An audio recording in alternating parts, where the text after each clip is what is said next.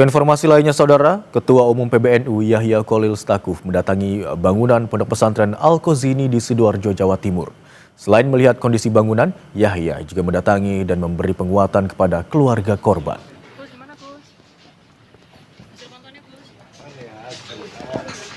Ketua Umum PBNU Yahya Kholil Stakuf mendatangi Pondok Pesantren Al-Qazini Sidoarjo. Yahya bersama pihak pondok pesantren menggelar pertemuan tertutup. Setelahnya ia melihat kondisi bangunan yang roboh di tengah pondok pesantren. Yahya juga memberikan penguatan kepada keluarga korban dan berdoa bersama. Saat ini PBNU fokus pada penanganan dan evakuasi korban bangunan runtuh. Bangunan pondok pesantren Al-Qazini Sidoarjo roboh pada Senin sore saat santri sholat asar berjamaah. Sebanyak 102 orang telah ditemukan. Petugas masih mencari adanya kemungkinan korban yang masih terjebak puing-puing bangunan.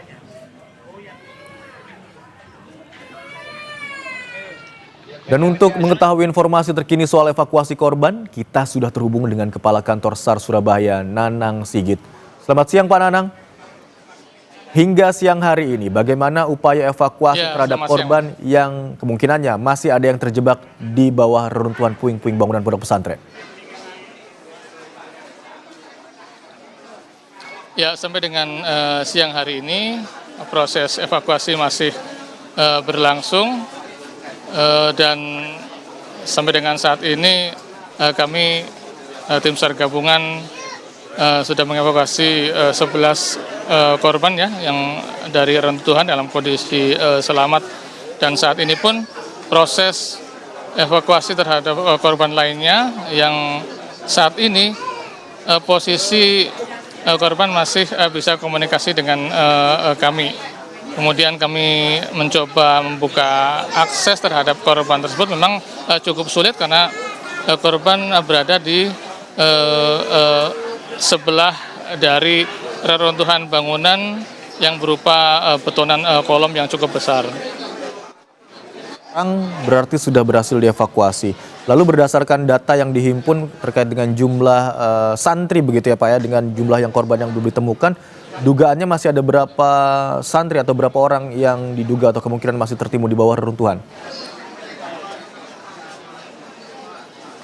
Iya, kalau memang kemudian kami berpatokan pada apa yang disampaikan dari pihak pondok pesantren bahwa santri pria itu ada 140 orang dan kemudian terevakuasi 102, baik itu evakuasi mandiri maupun yang dievakuasi langsung dari dalam reruntuhan bangunan.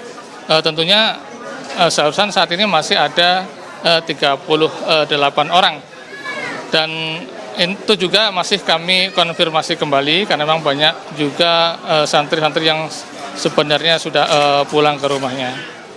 Informasi yang kami dapatkan juga sebenarnya alat berat sudah tiba di sana Pak, tapi untuk penggunaannya masih dievaluasi, masih diteliti kembali karena dinilai dapat membahayakan korban yang masih berada di bawah reruntuhan. Lalu upaya seperti apa yang dilakukan kalau tidak bisa menggunakan alat berat Pak? Ya, untuk alat berat memang dari hari pertama atau kemarin sore sudah berada di lokasi kejadian, lokasi reruntuhan. Tetapi memang kami tidak merekomendasikan untuk menggunakan alat berat tersebut dikarenakan bahwa posisi ataupun kondisi reruntuhan bangunan ini pada kondisi yang labil atau strukturnya mudah untuk berubah ataupun ambruk kembali. Sementara kami saat ini masih fokus dari hari pertama sampai dengan hari ini, siang ini, masih fokus untuk melaksanakan pertolongan terhadap korban yang masih kondisi hidup. Sehingga jika menggunakan alat berat tentunya akan menggeser ataupun merusak struktur bangunan yang akan mengakibatkan ambruk kembali dan justru malah akan membahayakan bagi korban-korban yang saat ini masih kondisi hidup. Baik Pak, untuk data terbaru hingga siang hari ini Pak, ada berapa jumlah korban meninggal dunia, korban yang berhasil dievakuasi dengan kondisi luka dan masih dirawat di sejumlah rumah sakit? Ada berapa jumlah terkini hingga siang hari ini Pak? Ya, untuk seluruh yang terevakuasi ada 102 dengan konfirmasi terakhir dari rumah sakit ada yang meninggal 2 orang, demikian. Baik, meninggal 2 orang begitu ya Pak. Kemudian untuk penyelidikan hingga saat ini, apa dugaan sementara penyebab ambruknya bangunan pesantren Al-Qazini di Sidoarjo ini Pak?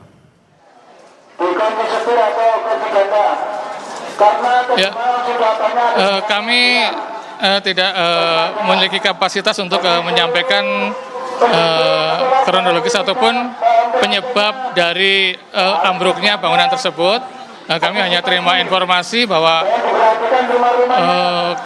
kondisi bangunan sedang renovasi, kemudian para santri sedang melaksanakan ibadah sholat asar di lantai 1, dan kemudian bangunan tersebut runtuh menimpa santri-santri yang sedang melaksanakan sholat asar. Baik, Pak Nanang, tadi Bapak katakan korban yang diduga masih tertimbun atau berada atau terjebak begitu ya di bawah reruntuhan masih bisa berkomunikasi. Berarti titiknya sudah diketahui oleh tim SAR begitu Pak ya, tinggal menunggu bagaimana korban dapat dievakuasi. Betul begitu Pak Nanang?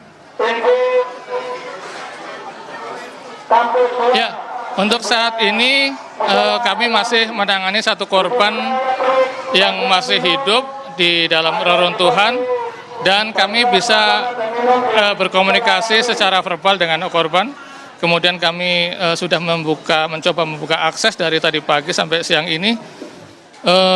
Kemudian kami sudah berhasil memasukkan baik itu oksigen maupun juga kami memberikan suplai minuman dan makanan kepada korban tersebut. Baik, kita doakan bersama agar seluruh korban dapat dievakuasi segera dalam keadaan selamat dan tim SAR juga dapat dimudahkan untuk proses pencarian dan juga evakuasi korban. Terima kasih atas informasi yang Anda bagikan di Kompas siang hari ini. Kepala Kantor SAR Surabaya, Pak Nanang Sigit. Terima kasih Pak, selamat siang.